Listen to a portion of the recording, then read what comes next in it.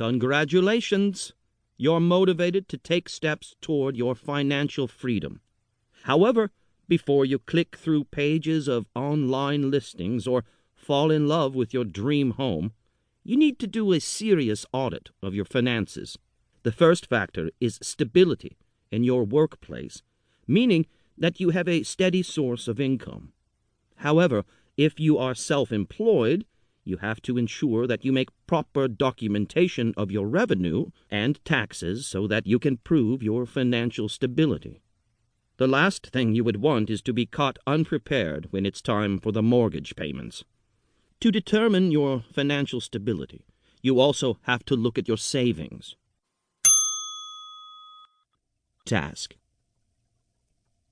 It is advisable that you have an emergency savings account with up to 3 to 6 months of living expenses. This is aside the amount that would go towards your appraisal, home inspection, attorney fee, earnest money, and possible loan origination fees. The grant or grants you'll receive will only cover the down payment. You should also consider how much you spend every month and where it's going. Costs like food, utilities, kids' activities, clothing, car maintenance, car payments, entertainment, retirement savings, regular savings, and other miscellaneous expenses are all costs you need to evaluate. Please compute your expenses. Task. With this information, you will know how much you can afford to allocate to a mortgage payment.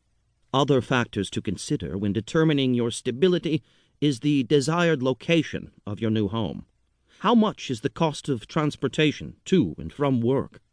This takes into consideration public transportation, your vehicle type, car payments, miles traveled, gas, and other factors that help to estimate the cost of a potential commute.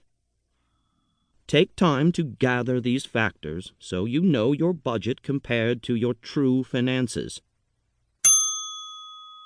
Task. Many things get revealed when you take a closer look at your spending habits.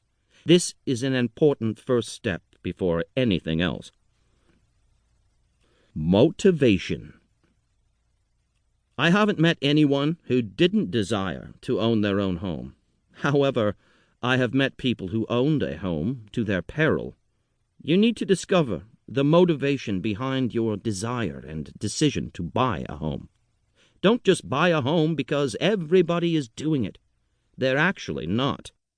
Don't just buy a home because your dad told you that it's silly to throw money away on rent, because he's also wrong.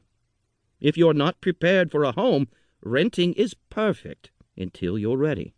You also shouldn't buy a home because of low mortgage rates or because it's a buyer's market. Your strongest motivation for buying a home should be because you are financially prepared and you want to be a homeowner. Buy a home because you want to settle down and need a place to live for at least 5 years. Above all, buy a home because you have the financial capability to maintain your property. If other reasons are in place, but this is missing, you may truly own a home but struggle from that time onward. Take in consideration, some of you may save substantially by paying a mortgage depending on your current cost of rent per month. Owning a home is not always more expensive than your current living expenses. Don't worry, we'll get into the numbers.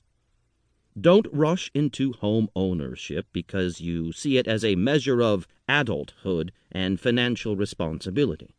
It is a huge commitment to own a home, and while it may not even guarantee good investment, it is always a load of work. Don't let home ownership make a wreck of your finances. Sustainable motivation is one that continues to exist in the face of reality. And the reality about home ownership is that it is not always the creative paradise that remodeling shows make it out to be.